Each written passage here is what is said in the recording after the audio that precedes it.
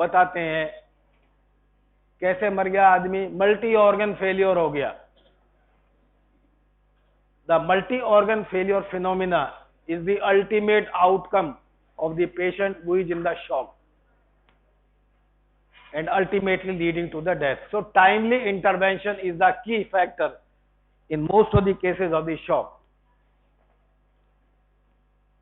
There are different types of the shock depending upon the cause which is leading to its generation. Depending upon that, we have classified the shock into 4 categories.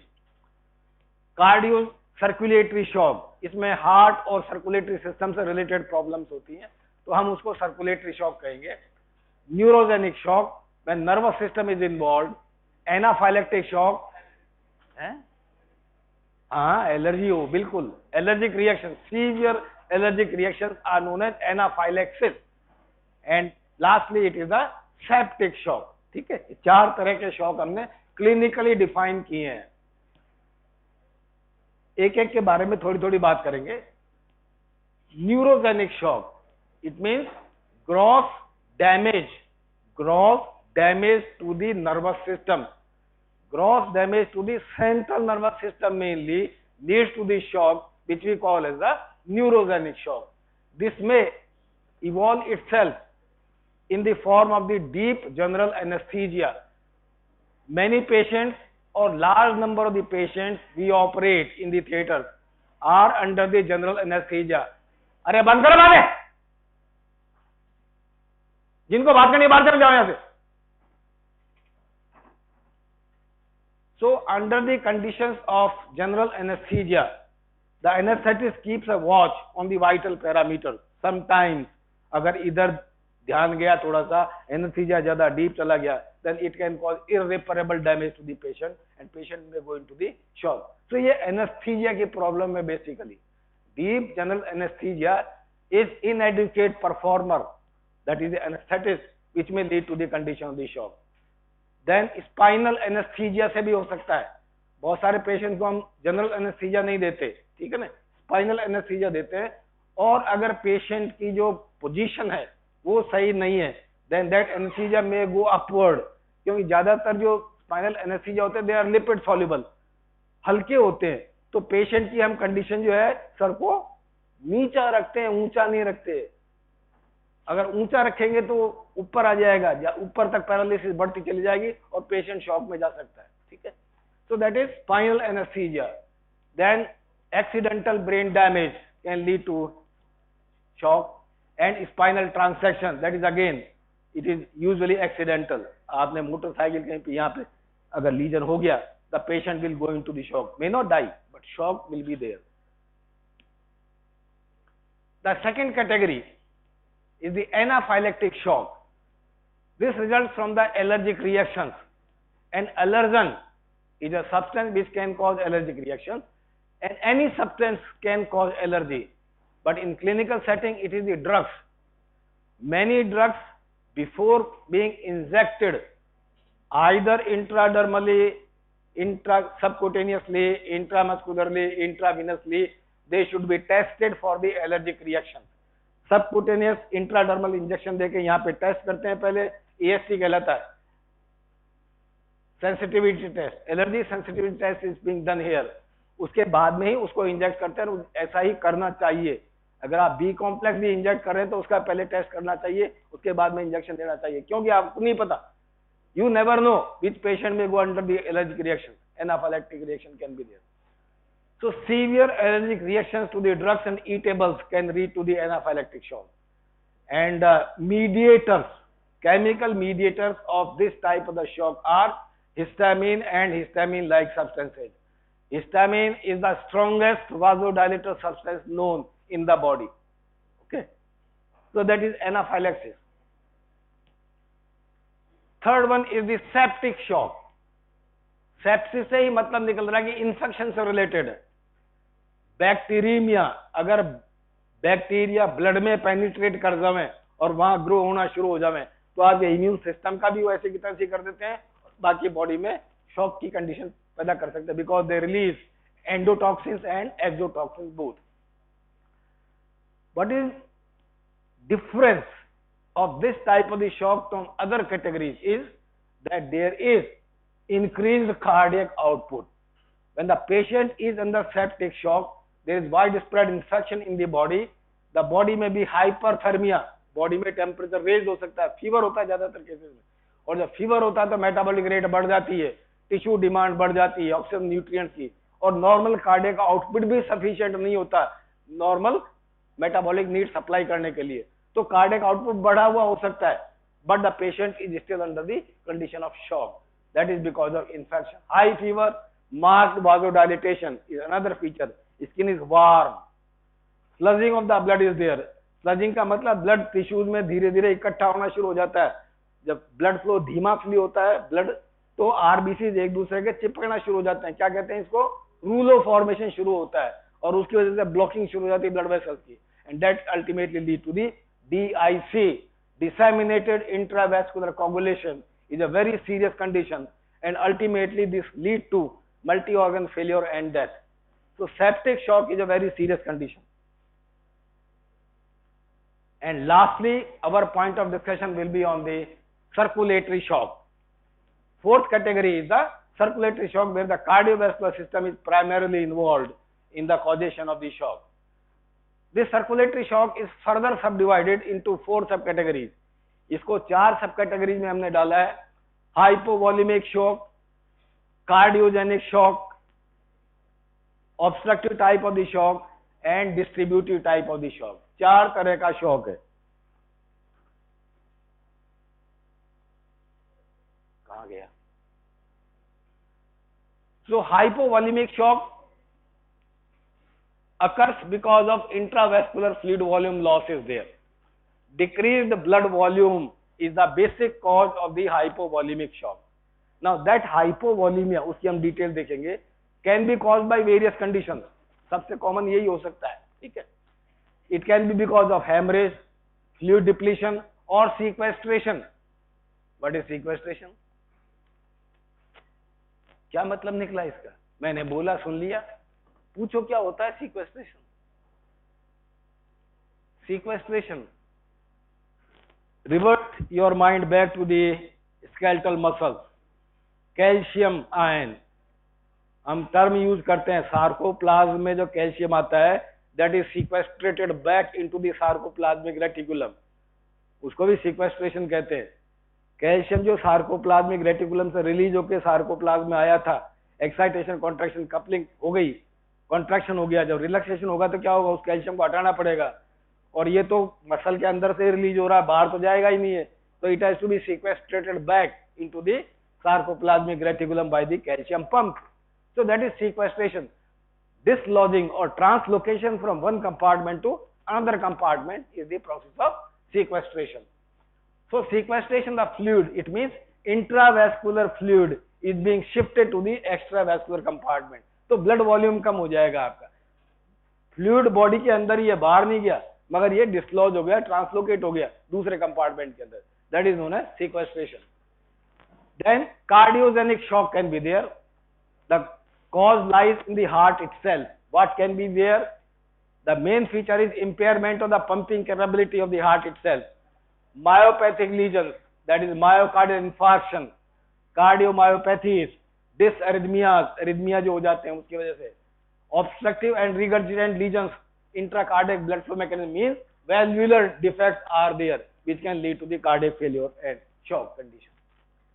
Third variety is the obstructive type of the shock. Flow, blood के flow में कहीं पे obstruction create हुआ है, उसकी वजह से circulation hamper हो रहा है और कार्डियक आउटपुट प्रॉपर्ली नहीं जा रहा, जिसकी वजह से पेशेंट शॉक में चला गया. So obstructive shock can be either extrinsic और इंट्रिंसिक. तो एक्सट्रिंसिक तो हार्ट में हो सकते हैं, valvular constriction is there, stenosis हो गई मान लो एओर्टिक वाल्व की, पल्मोनरी वाल्व की, that can lead to obstruction. और obstruction of the vena cava, pericardial टेम्पोनेड. ये टेम्पोनेड क्या हुआ? What is tamponade? कोई बजाने का तंबूरा नहीं है ये. टेम्पोनेड क्या होता है? पेरिकार्डियल के साथ लिखा हुआ है, तो अंदाजा लगाओ क्या हो सकता है. Pericardial tamponade, collection of fluid into the pericardial cavity.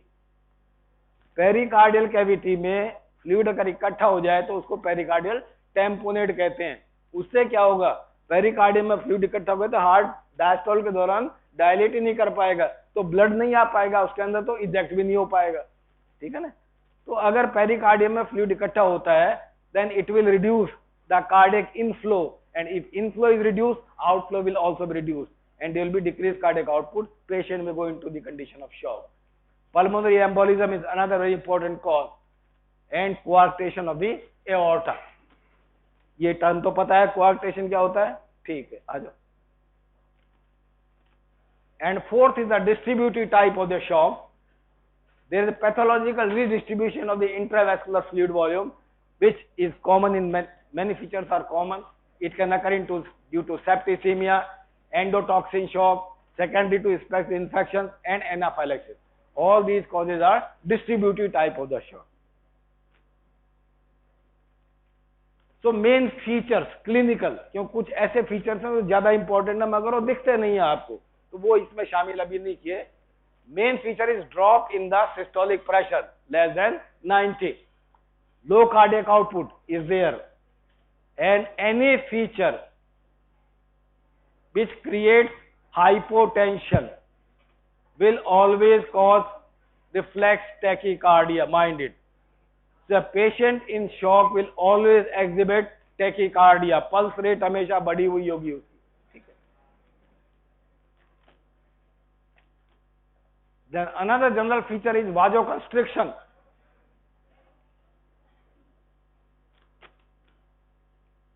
तुम लोग जो पीछे बैठे हो यहाँ आना चाहोगे क्या सबके सब? You will leave the liberty.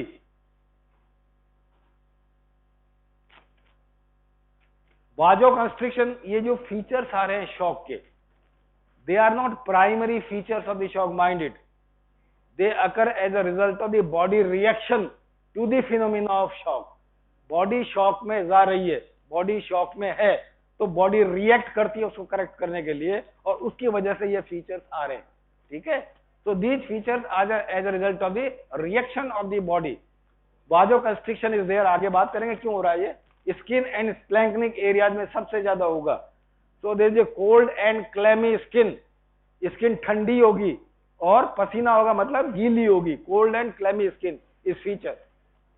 Oliguria, पेशाब बिल्कुल कम हो जाएगा, आप कैथेटर डालेंगे ब्लैडर के अंदर, यूरिन नहीं निकलेगा करीब करीब, because when the blood pressure is low filtration becomes very low, GFR decreases tremendously, urine is not formed, kidney shutdown is there. Cold wet skin, constriction of the superficial veins, venoconstriction, ये सारे features आपके sympathetic drive के हैं, all features. Marked muscle weakness because of hypoxia, and usually hypothermia, body temperature घट जाता है accept in the septic shock. Disorientation होना शुरू हो जाएगा अगर पेशेंट अभी अनकॉन्शियस नहीं हुआ है तो। ज्यादातर केसेज में अनकॉन्शियस हो सकता है मगर जरूरी नहीं है कॉन्शियसनेस लॉस्ट हुई नहीं है तो भी डिसओरिएंटेशन होगा, नाम पता नहीं बता पाएगा अपना। And metabolic acidosis. So what are the cardiovascular features of this shock? Acute circulatory insufficiency, मतलब ब्लड में टिश्यूज जो है उनमें ब्लड प्रॉपरली नहीं पहुंच पा रहा रिक्वायरमेंट के हिसाब से, that is known as acute circulatory insufficiency, and that is because of what? Mismatching between blood volume and volume of the vascular bed. ये दो चीजें ध्यान दीजिए, revert back your mind to the determinants of the blood pressure. There were two determinants of the blood pressure. Volume of blood कितना है और blood vessels की capacity कितनी है, capacity कितनी है और volume कितना है, क्योंकि जो हम आगे बात करने जा रहे हैं और जो डॉक्टर करता है अस्पताल के अंदर शॉक के मरीजों के साथ, वो इन्हीं दो चीजों को करते हैं। बॉडी कर रही है वो भी वही कर रहे हैं और जो डॉक्टर कर रहा है वो भी वही कर रहा है। क्या कर रहा है? इन दो चीजों को करेक्ट करने की कोशिश करता है सिर्फ, volume correction or reduction in the vascular capacity. So if there is any discrepancy between the vascular volume and the vascular capacity, the patient may go into the shock condition.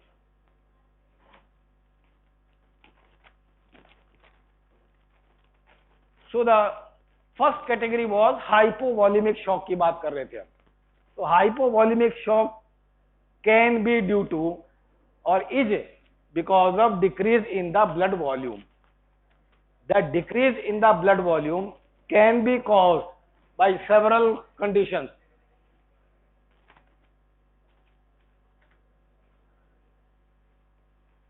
ये सिंदूरी रंग की कमीज में कौन है? खड़ा हो जा. सिंदूरी रंग की कमीज किसकी है?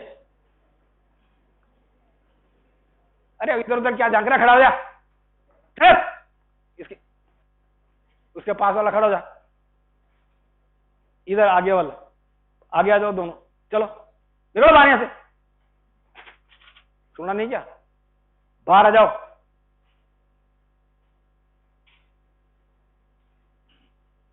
चलो आ जाओ. बहुत शौक है क्या बात करने का?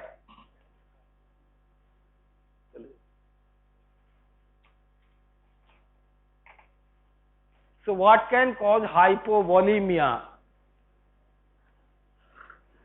First and foremost is the hemorrhage, loss of blood from the body. That loss of blood, mind it, can be external loss of blood which is visible, or after accident it can be internal loss of blood also, may not be visible. Internal tissue injury, spleen rupture हो गई, liver rupture हो गया, that can lead to loss of large amount of the blood. और आपका aorta puncture हो गया abdominal, बाहर नहीं दिखेगा मगर अंदर ब्लीडिंग हो रही है. तो haemorrhage can be there which में दी एक्सटर्नल और इंटरनल. देखो भाई मैं एक बात बता देता हूं, या तो तुम बात कर लो या मैं बात कर लेता हूं. If you don't stop I take attendance and I leave the class. You can do whatever you like. It hardly matters for me. It is none of my concern you learn or not. Stand up. दोनों खड़े हो जाओ. तो काय की हंसी आ रही है तुमको? खड़ा हो जा. इधर आ बाहर. और तू भी बाहर आ जा. चलो वहां पे. तो शर्म नहीं आती? बदतमीज अभी भी हंस रहा है. That shows the level of your upbringing in the society and your family.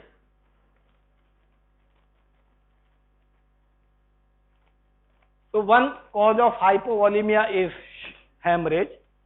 Second is consistent vomiting. There can be loss of large amounts of fluid from the body. Diarrhea लगातार बंद नहीं हो रहा, 10 कई दिनों से चल रहा है. Patient will go into the hypovolemic shock. Sweating, जहाँ पे climate, environmental temperature बहुत ज्यादा होता है, there can be excessive sweating leading to the shock condition. Burns are there. Fluid is lost from the surface of the body in large amount, including the plasma loss, leading to hypovolemia, or it can be trauma.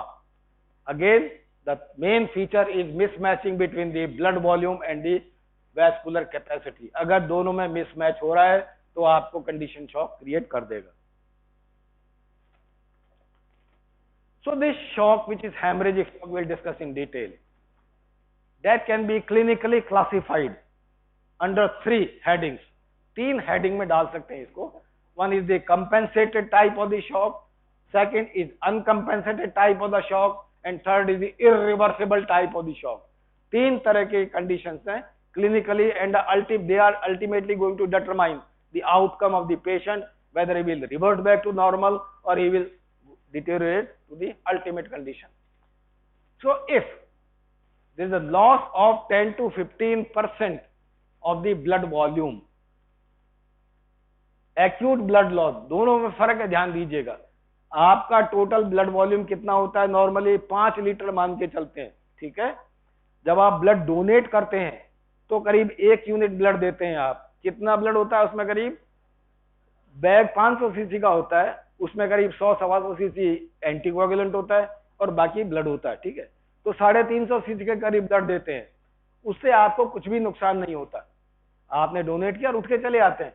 That is gradual removal of the blood from the body. Nothing will happen. Compensate होता रहता है sir. But acute blood loss if it is there, the patient can go into the shock which is known as compensated type, non progressive type. इसका मतलब इतना blood अगर actually loss हो जाए, अचानक से ब्लड निकल जाए, तो भी बॉडी उसको रिकवर कर लेगी अपने आप, बाहर से कुछ भी करने की जरूरत नहीं है. That's why such type of the shock is known as compensated type of the shock, and it will not progress, it will not deteriorate at all. Body अपने आप उसको करेक्ट करेगी. Then second is the uncompensated type of the shock, जिसको कहते हैं progressive shock is there. When 15 to 20% of the blood is lost from the body, in this case comes the role of the clinician, doctor, service provider. उसका role आता है. अगर timely intervention patient को मिल जाता है तो पेशेंट जो है बॉडी की खुद की मैकेनिज्म्स के साथ में रिकवर हो जाएगा डॉक्टर के इंटरवेंशन से. जो भी दवाइयां होंगी, फ्लूइड होगा, वो दे करके the patient will recover. But if the timely intervention is not available, patient में deteriorate and ultimately go into the irreversible type of the shock. So that is the second variety, progressive type of the shock. Timely intervention reverse to the compensatory variety. And third is the irreversible type of the shock. हमने इसके साथ term use किया refractory shock. Refractory का मतलब समझते हैं हम कब यूज करते हैं? Refractory anaemia, refractory pain. क्या मतलब है इसका? Non responsive. रिफ्रैक्टरी एनीमिया वो है जो किसी भी आपके वो जो देते हैं हिमेटोनिक्स, उनको रेस्पॉन्ड नहीं कर रहा है, एनीमिया करेक्ट नहीं हो रहा, रिफ्रैक्टरी है.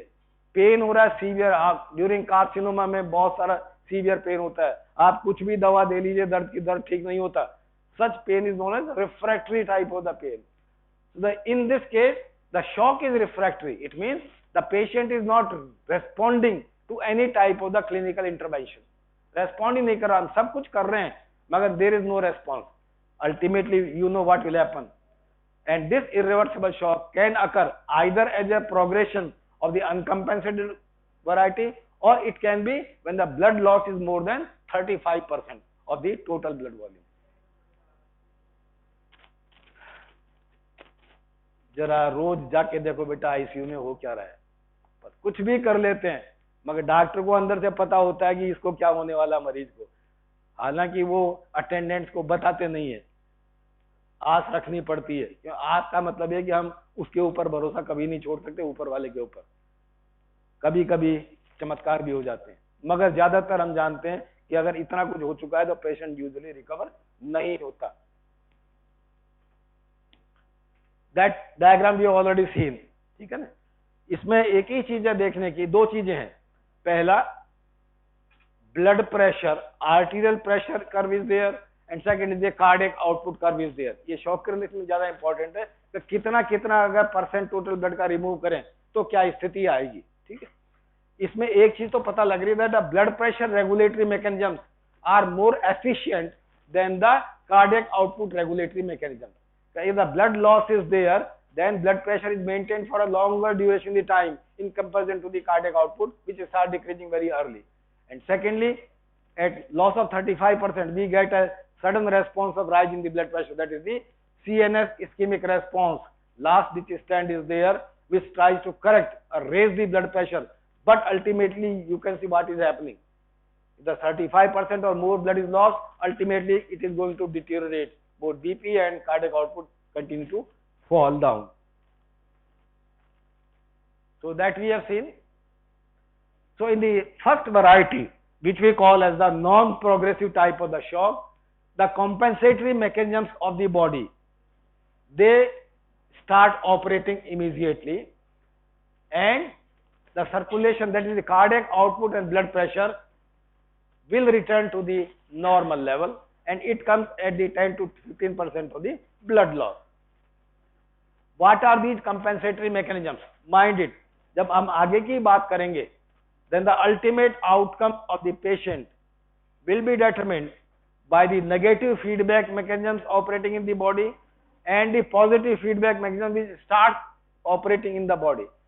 अपर हैंड किसका जाएगा, वो अल्टीमेटली पेशेंट का आउटकम डिटरमिन करेगा कि पेशेंट को जिंदा रहना है या पेशेंट आगे डिटीरियरेट हो जाएगा.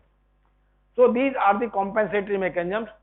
Ultimately, always remember, all the mechanisms in the body are trying to restore a balance of blood volume and vascular capacity. Body भी वही कर रही है और डॉक्टर भी वही करेगा, और कोई रास्ता नहीं है. या तो ब्लड वॉल्यूम को करेक्ट करो और या वैस्कुलर कैपेसिटी को करेक्ट करो या दोनों को करेक्ट करो एक साथ, तब जाकर के आपको नतीजा मिलेगा, और बॉडी वही कर रही है. So the negative feedback mechanisms which we have already learned in the regulation of blood pressure are the mechanisms which tend to bring the system back to the normal level. ये normal लाने की कोशिश करता है. So baroreceptor reflexes will cause sympathetic activation and parasympathetic inhibition. Vagus का inhibition करेगा, sympathetic को activate करेगा, और जब ये activate होंगे तो we know that there will be vasoconstriction throughout the body. Arterial constriction होगा, उससे आपका peripheral resistance बढ़ेगा, and when the peripheral resistance increases there will be rise in the diastolic pressure mainly. Okay, at the same time when sympathetics are getting stimulated, there is increase in all the activities of the heart also. Positive inotropic effect, chronotropic effect, दोनों positive effect होंगे, cardiac output बढ़ेगा और उसकी वजह से systolic pressure बढ़ेगा. So systolic pressure is rising, diastolic pressure is rising, so mean arterial pressure is rising. पहली बात. Third thing, venoconstriction will be there. Veins also contains smooth muscle fibers. Venoconstriction will be there. Venous pressure will be raised. Raised venous pressure will push more blood from the periphery toward the center. It means venous return will increase, and that increase in the venous return will try to restore the blood pressure and the cardiac output. And that lead to the diversion of the blood from less important areas of the body to the more vital areas. The heart and brain receives more blood during this particular mechanism. The second mechanism which starts operating is the angiotensin aldosterone system. ये हम already बात कर चुके हैं, along with the ADH. अब ADH body में उस समय ज्यादा secrete होता है. We have seen the role of ADH. ADH in normal physiological doses is an antidiuretic hormone. If the more amount is getting secreted or if given from outside, it has got a vasopressin effect. It causes vasoconstriction also. And the important point is that this vasopressin enhances the vasoconstrictor effect of adrenaline and noradrenaline. इसका खुद का तो effect है ही, उसके अलावा उनके effect को भी ये पोटेंशिएट करता है, तो it helps in the vasoconstriction and raising of the blood pressure. Along with that, of course, there will be retention of the salt and water by the kidney, and that will tend to increase the volume of the blood. Then third is the absorption of the fluid from the interstitial fluid and GIT, and increased thirst mechanism will be there. So there will be shifting of the fluid, or we can say translocation of the fluid from extravascular compartment to the intravascular compartment.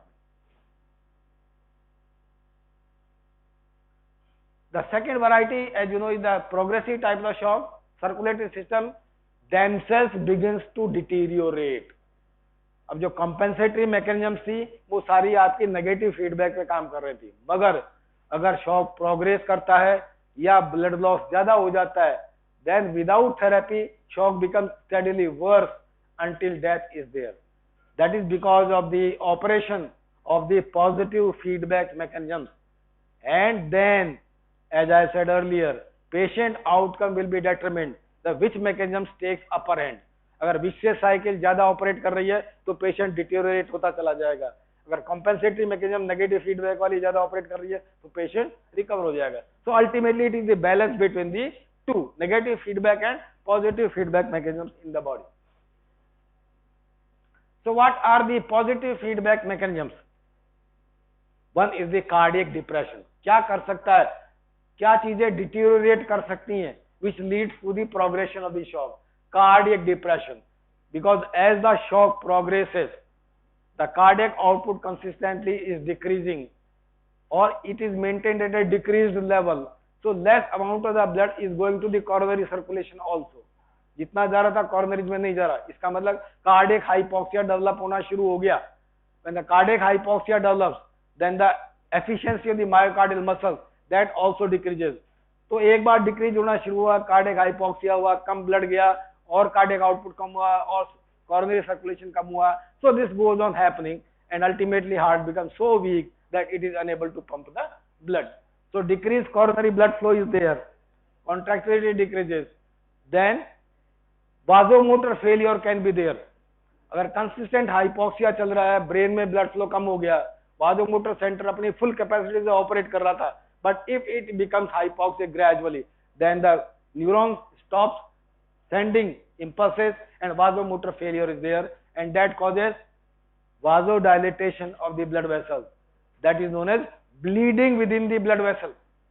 Bleeding within the blood vessel. blood vessel से बाहर नहीं जा रहा, मगर आपने suddenly vascular capacity बढ़ा दी, volume उतना ही है, कैपेसिटी बढ़ गई, एकदम से फॉल हो गया blood, so that is known as bleeding within the blood vessel. That is because of vasomotor failure. That is also causing decreased cerebral blood flow, which compromises the consciousness of the patient. Then release of the toxins by the ischemic tissue, histamine, serotonin and tissue enzymes are released, and they causes catalytic activity and damage to the tissue starts taking place. Intestinal hypoperfusion is very important. Mucosal barrier is disturbed, endotoxin formation is there, that causes vasodilatation and cardiac depression. क्योंकि intestine में बहुत सारे bacteria होते हैं, crores and crores of bacterias are there in the intestine. उनमें ज्यादातर जो है हेल्पफुल हैं, they are friendly bacteria and they keep in check the other bacteria which will be harmful. मगर जब ये हाइपोक्सिया शुरू होता है इंटेस्टाइन के अंदर, ब्लड फ्लो कम होता है, तो उनका जो हार्मफुल बैक्टीरिया वो they starting upper head, endotoxins are release, and that endotoxins also causes cardiac depression, and the positive feedback mechanisms are there. Vasodilatation occurs because of the hypoxia, relax होती है, precapillary sphincter is released, so there is again vasodilatation and the blood pressure further falls. There is generalized cellular deterioration that causes increase in the potassium, starts leaking outside, decreased ATP is there, release of hydrolysis enzymes are there. That is the first sign of the multi-organ failure. तो multi-organ failure कब शुरू होगा? Central point is when the sufficient amount of ATP is not available. Ultimately it is the ATP which is responsible for everything. Sodium अंदर चला गया है, potassium बाहर आ गया, नॉर्मली आता जाता रहता है, उसको रेस्टोर करना एटीपी का काम है. और अगर वो एटीपी अवेलेबल नहीं है बिकॉज ऑफ द हाइपोक्सिया, आपका एटीपी नहीं बन रहा है, तो ये सारी चीजें आयनिक डिस्टर्बेंस क्रिएट होना शुरू हो जाएंगे, सेल स्वेल होना शुरू हो जाएगा और अल्टीमेटली सेल की डेथ होनी शुरू हो जाएगी. So the third variety is the irreversible type of the shock, when more than 35% of the blood is lost. Despite therapy, circulatory system continues to deteriorate and ultimately death ensues. Marked hypoxic damage has occurred to the tissues, endothelial dysfunction has been there, molecules start adhering to the endothelium, neutrophils and macrophages, inflammation is there, progressive acidosis is there, microcirculation failure is there, plasma protein leak to the interstitium, ये सारी चीजें होती है ultimately. Advanced disseminated intravascular coagulation, okay, that is the irreversible type of the shock. तो ये एक बार stage आने के बाद में मरीज को रिकवर करना या रिवाइव करना करीब करीब मुश्किल होता चला जाता है. अल्टीमेटली पेशेंट को हम वेंटिलेटर पे डाल लेते हैं और हम इंतजार करते हैं कि अब क्या होगा और कितने दिन चलता है.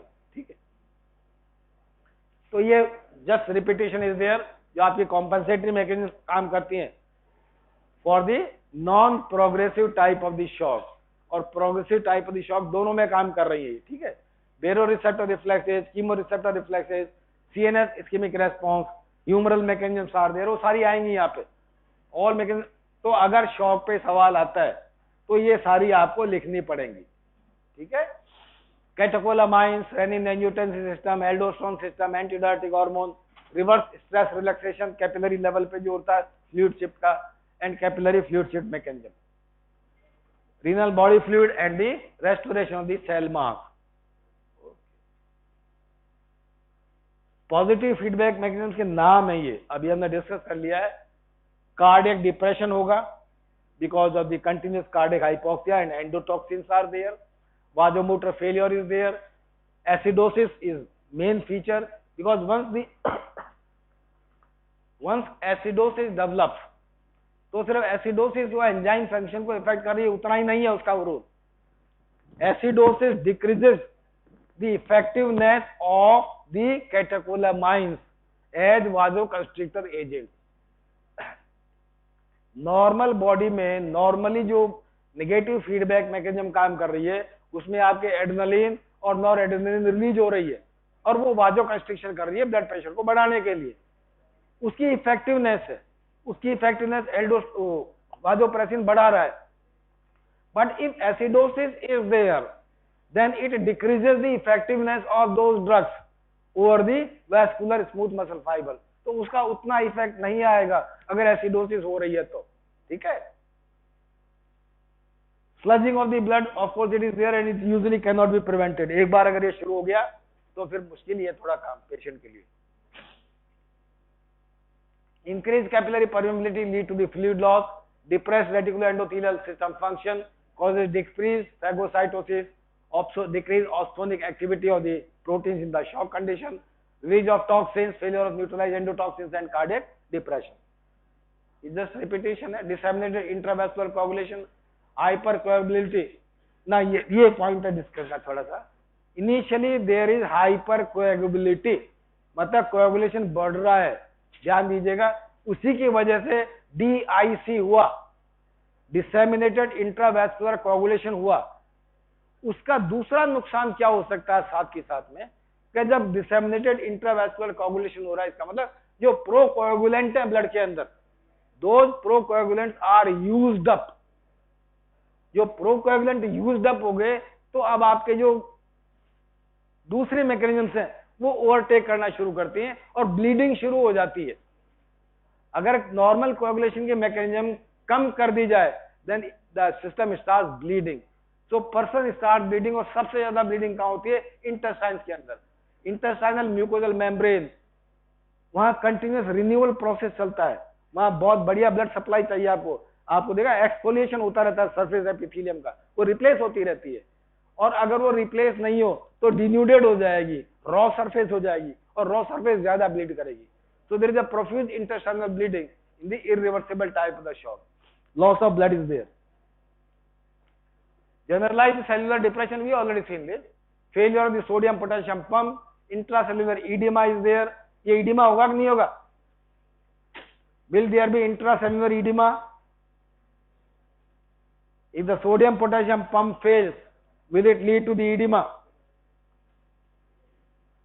होगा कि नहीं होगा? ईडिमा होगा कि नहीं होगा? इंट्रासेलुलर ईडिमा होगा कि नहीं होगा? अगर एटीपीएस और एटीपी अवेलेबल नहीं है तो होगा। मैंने लिखा है तो होगा, सीधी सी बात है। अब एक्सप्लेनेशन आना चाहिए क्यों होगा ये। So if the sodium potassium pump is not operating then sodium will stay inside the cell, जो अंदर गया है, ठीक है, लीक होकर के, तो वो सोडियम अंदर रुकेगा, ऑस्मोटिक इफेक्ट से वाटर भी अंदर जाएगा, सेल की स्वेलिंग हो जाएगी, उसी को हम ईडिमा कह रहे हैं। तो intracellular oedema is more dangerous than extracellular oedema. Extracellular oedema नुकसानदायक क्यों है? बहुतों के ईडिमा हो जाता है, आप यहाँ पिट करो, दबाव डालो तो खड्डा पड़ जाता है, इससे क्या नुकसान है? How it is going to affect the functions of the cells in the body? How? सोचा ऐसा क्यों है?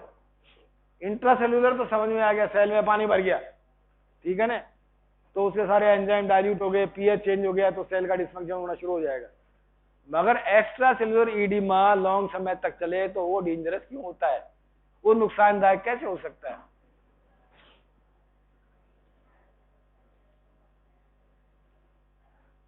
अरे सिंपल थिंग, टिश्यूज में ऑक्सीजन और न्यूट्रिएंट्स कैसे पहुंचते हैं?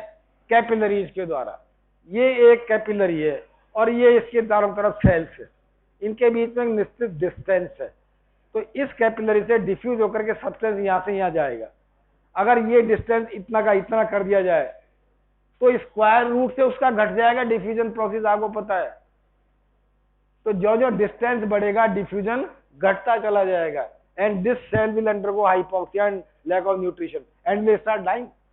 तो जितना ज्यादा ईडीमा होगा उतना ही ज्यादा नुकसान करेगा, क्योंकि कैपिलरी और सेल का डिस्टेंस बढ़ता चला जाएगा, इंटरस्टिशियल फ्लूइड इकट्ठा होता चला जाएगा, तो दैट ईडीमा इज आल्सो डेंजरस।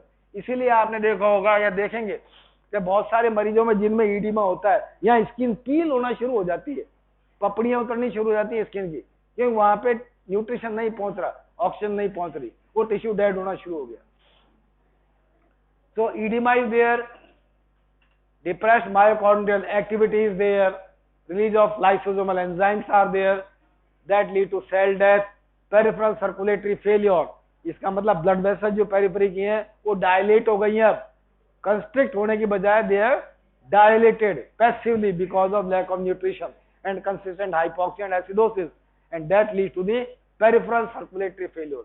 कई बार, अब तो नहीं करते ऐसा, हम जब पढ़ते थे तो मरीज जो भर्ती होता था उसमें कार्डियोलॉजिस्ट नहीं हुआ करते थे, मेडिसिन वाले देखते थे, तो बेड पे एक तख्ती लगा देते थे, please do not disturb the patient is in the PCF, ये पेरिफेरल सर्कुलेटरी फेलियर में मरीज है, इसको ना छेड़ा जाए कम से कम। Okay, and ultimately the multi organ failure is there, and multi organ failure means you know what happen.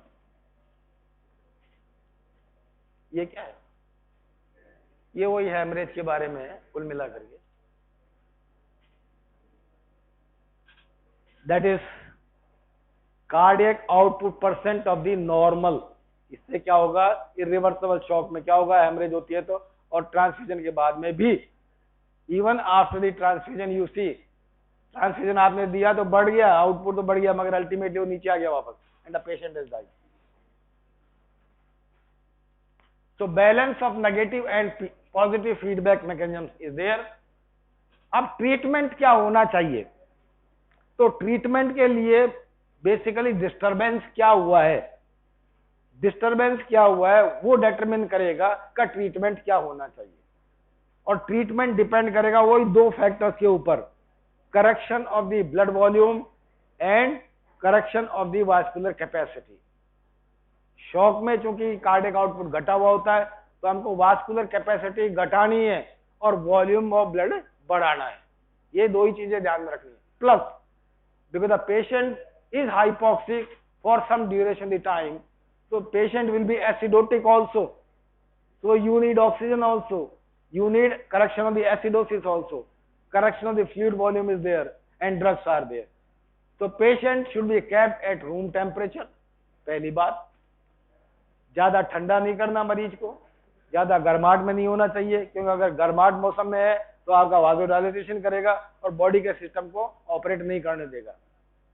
Raising of the foot end of the bed, bed को, टांगों को ऊंचा कर दे जिससे कि ब्लड जो है वो वाइटल ऑर्गन की तरफ ज्यादा जाएगा, पेरिफेरी की तरफ कम जाएगा। Basic point is fluid replacement, ये हम वॉल्यूम बढ़ाने की बात कर रहे हैं अब, तो बाहर से भी हम फ्लूइड देने की कोशिश करेंगे, देंगे जो भी अवेलेबल है। अगर हेमरेज हुई है तो ब्लड देंगे, प्लाज्मा देंगे, अगर अवेलेबल नहीं है तो आप डेक्स्ट्रान देंगे, हाई मॉलिक्यूलर वेट डेक्स्ट्रान देंगे, या सिंपली कुछ भी अवेलेबल नहीं है तो आप जीएनएस दे देंगे। जीएनएस और ग्लूकोज नॉर्मल सलाइन और lactate are given to correct the acidosis, Ringer lactate solution कहते हैं उसको। ग्लूकोज नॉर्मल सलाइन और GDW glucose distil water, glucose 5% होता है और ग्लूकोज नॉर्मल सलाइन में 5% ग्लूकोज होगा, डेस्ट्रोज होगा, और 0.9% या 0.85% सोडियम क्लोराइड होगा। So that is GNS and GDW plus ringer lactate is given if the acidosis is there। So fluid replacement, as you can see, whole blood is there, plasma is there, dextran is there, GNS or electrolytes are there to correct the dehydration। Oxygen is a must, ऑक्सीजन दी जाएगी, देनी पड़ेगी आपको। Then sympathomimetic drugs,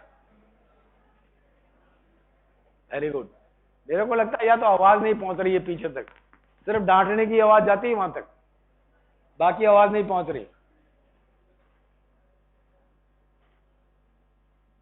मेरे क्या target मिल जाते हैं तो बड़ा मजा आता है। चलो खड़े हो जाओ दोनों पीछे से, हाँ खड़ा हो जाओ, हो जाओ हो जाओ हो जाओ, खड़ा हो।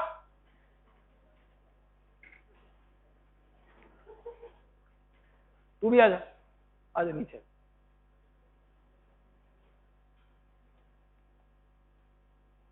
देखो वहां कैमरा लगा हुआ है, उसको फेस करके रखो वहां जा करके, तो क्या है कि वहां सिस्टम में रिकॉर्ड होगा कि यहाँ की एक्टिविटी सारी रिकॉर्ड होती है कैमरा से, पता नहीं शायद तुम लोगों को। All the lectures are getting recorded and your activities are also getting recorded. तो अब हंसिए आप, ये कैमरा है ना, इसकी तरफ देख के हंसिए आप, तो मैनेजमेंट को पता लगेगा कि तुम कितने काबिल डॉक्टर बनने वाले हो। So you have to give sympathomimetic drugs. These drugs are meant to decrease the vascular capacity. पहला पॉइंट जो हमने किया था, इन्फ्यूजन किया था, that was to increase the volume of the blood. This point is to decrease the vascular capacity. They are vasoconstrictor agents, sympathomimetic drugs. Noradrenaline drip के रूप में दी जाती है, ध्यान दीजिएगा। नॉरएड्रेनालिन एंड एड्रेनालिन, एड्रेनालिन कभी कभी देते हैं, मगर ये हमेशा ड्रिप में ही दी जाती हैं, डायरेक्टली कभी इंजेक्ट नहीं की जाती।